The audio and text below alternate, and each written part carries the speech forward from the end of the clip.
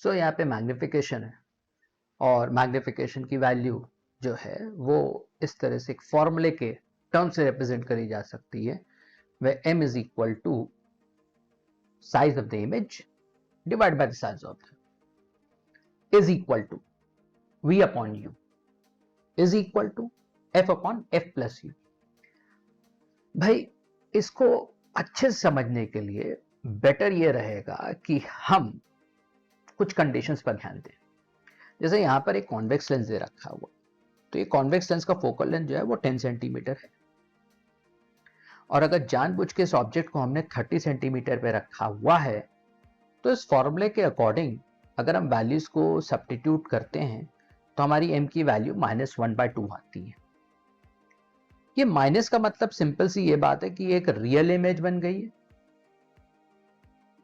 और इन्वर्टेड है, और ये 1/2 का मतलब है कि अगर इसका साइज 10 सेंटीमीटर होगा तो उसका साइज 5 सेंटीमीटर, अगर इसकी पूरी लंबाई 6 सेंटीमीटर हुई तो उसकी पूरी लंबाई 3 सेंटीमीटर यानी आधी।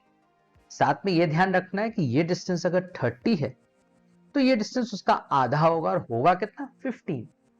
अगर हम चाहें तो ये कैलकुलेशन से यहां से निकाल सकते हैं, m is equal to v upon u -1/2। u की वैल्यू साइन कन्वेंशन के हिसाब से -30 सेंटीमीटर, तो v आपका +15 आ जाएगा।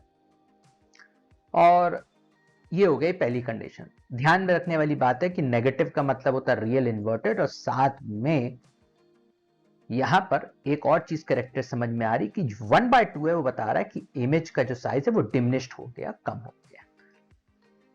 अब हम लोग आगे प्रोसीड करते हैं।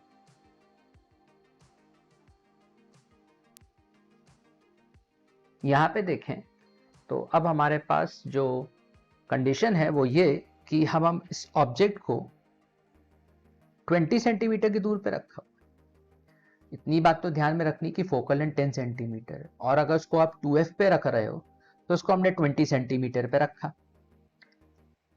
अगर रे डायग्राम के हिसाब से करें तो हमें ये आंसर यहाँ पे मिल जाएगा, लेकिन अगर हम फॉर्मूले के हिसाब से करें तो m is equal to f upon f plus u, यहाँ पे 10, यहाँ पे 10 और यहाँ पे -20, साइन कन्वेंशन के हिसाब से -1 मिल रहा है। हमें इससे ये पता चलता है कि यहाँ पर जो इमेज बन रही है वो एग्जैक्टली उतनी दूरी पर है जितनी दूरी पर ऑब्जेक्ट लेंस से दूर था। माइनस का मतलब रियल इन्वर्टेड, और ये 1 का मतलब है कि जो साइज इसका होगा ना वही साइज उसका भी होना है। अगर आप m is equal to v upon u को यूज करते हैं तब भी आपके पास -1 उधर से, और u इज इक्वल टू -20 तो v इज इक्वल टू 20। तो ये हमारा दूसरा केस कंप्लीट हुआ। अब हम लोग और आगे चलते हैं। तो तीसरे केस में यहां पर यह है कि आपके पास वही कॉन्वेक्स लेंस आपका 10 सेंटीमीटर दे रखा है, लेकिन अब की बार हमने ये कर रखा है कि ऑब्जेक्ट को हमने जानबूझ के 15 सेंटीमीटर मार्क पे रखा लेंस से। तो अब हमारा इमेज की पोजीशन कहां पर मिलेगी, उसके लिए हम ये फॉर्मूला यूज करेंगे, m is equal to f upon f plus u. यहाँ पे 10, यहाँ पे 10 प्लस -15, सॉल्व करने पर -2 निकल के आ रहा है। तो यहाँ पर माइनस का मतलब तो एक सिंपल सी बात हो गई कि आपके पास जो इमेज मिलेगी वो रियल भी होगी, इन्वर्टेड भी होगी। और यहाँ पे 2 का मतलब ये है कि अगर ये दूरी 15 सेंटीमीटर है तो ये वाला डिस्टेंस 30 सेंटीमीटर। इसका एक और मतलब है कि अगर इसका साइज 4 सेंटीमीटर हुआ इस ऑब्जेक्ट का, तो इस इमेज का साइज डबल होगा, 8 सेंटीमीटर। और अगर आप इस फॉर्मूले को यहां पर यूज करते, v को पता लगाते, तब भी आपके पास यही 30 सेंटीमीटर आंसर आएगा। तो यहां पर मैग्निफिकेशन का तीसरी कंडीशन सेटिस्फाई हो गई। इन सभी कंडीशंस में एक चीज कॉमन है कि आपकी जो इमेज मिली है वो एक रियल है, इन्वर्टेड है, लेकिन जबकि पहले वाले केस में, सबसे पहले वाले केस में आपको मिला था डिमिनिश्ड केस, फिर उसके बीच वाले में जो सेकंड वाला था उसमें सेम साइज, तो तीसरा वाला ये वाला जो केस है इसमें एक एनलार्ज्ड इमेज मिल रही है। अब हम लोग आगे चलते हैं।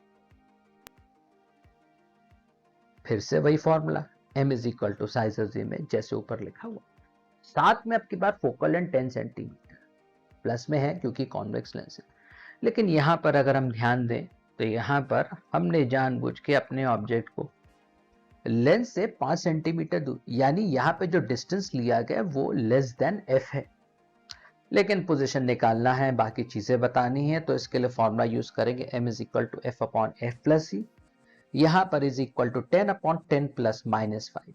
अब अगर आप ध्यान दें तो ये -5 है, तो ऑब्वियस सी बात है अगर आप पूरा कैलकुलेशन करेंगे तो +2 आएगा। अब फिर यानी यहाँ पे प्लस का मतलब है कि आपको एक वर्चुअल इमेज मिल रही जो कि सेम साइड में होगी, आपको डायरेक्ट इमेज मिल रही वो भी आपको दिखाई दे रहा है, मतलब ये दोनों जो कंडीशंस है ना वो एक साथ चलती है। नेगेटिव है, नेगेटिव तो m की वैल्यू अगर नेगेटिव है तो रियल होती है, और m की वैल्यू पॉजिटिव तो वर्चुअल होती है और साथ में इरेक्ट होगी। अब ये पता लगाएंगे कि ये जो 2 है इसका और क्या मतलब है। जैसे आप देख रहे हैं 2 का मतलब ये है कि अगर ऑब्जेक्ट 5 सेंटीमीटर की दूरी पर तो इमेज आपकी 10 सेंटीमीटर पर मिलेगी। दूसरा मतलब अगर ये लंबाई 4 सेंटीमीटर तो ये 8 सेंटीमीटर मिलेगी। बाकी यहां से कैलकुलेशन देखते हैं, m is equal to v upon u is equal to 2।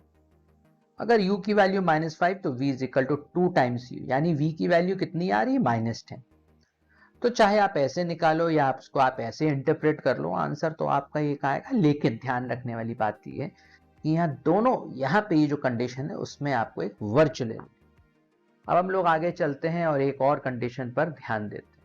यहाँ पे अगर आप ध्यान दें तो यहाँ पे हमारे ऑब्जेक्ट जो है वो 30 सेंटीमीटर की दूरी पे रखा है कॉनकेव लेंस से। कॉनकेव लेंस का मतलब हो गया कि यहाँ पर जो फोकल लेंथ होगा वो -10 सेंटीमीटर होगा, जैसे लिखा हुआ है वहां पे। हम इस फॉर्मूले का यूज करते हैं, m is equal to F upon F plus u. यहाँ पर f की जगह -10 रखा, यहाँ पे -10 रखा प्लस, और फिर यह -30। यहाँ पे कैलकुलेशन करके +1/4 आ रहा है। इसका मतलब क्या, +1/4। प्लस का मतलब तो ये हो गया कि आपकी जो इमेज मिलेगी वो वर्चुअल मिलेगी। वर्चुअल मिलेगा का मतलब कि यहाँ पर आपको इमेज मिल रही है, और ये डॉटेड है रे डायग्राम के हिसाब से, लेकिन वो जगह कम होने की वजह से वो डॉटेड नहीं दिख रहा है, अदरवाइज ये एक वर्चुअल इमेज है, इरेक्ट भी है। 1/4 का मतलब है कि अगर आपका ऑब्जेक्ट इतनी दूरी पे रखा है 30 सेंटीमीटर, तो 1/4 डिस्टेंस पर इमेज मिलेगी, तो वो हो गए 7.5, जिसे आप ऐसे नॉर्मल कैलकुलेशन से भी कैलकुलेट कर सकते हैं। सारी वैल्यूज बिल्कुल एज इट इज आपको मिलेंगी। दूसरी बात यह है कि यहाँ पर यह ध्यान रखना है कि अगर ये 4 सेंटीमीटर का ऑब्जेक्ट है तो इसकी जो इमेज का साइज होगा वो 1 सेंटीमीटर, क्योंकि ये बता रहा है साइज ऑफ द इमेज जो है वो 1/4 times the size of the object. इस तरह से आपने देखा कि इस पूरे टॉपिक में मैग्निफिकेशन के बारे में बात कर रहे हैं कि ये पर्टिकुलर लेंस की मैग्निफिकेशन किस तरीके से मैथमेटिकली इंटरप्रिटेशन करी जा सकती है, both for real as well as for virtual image formation.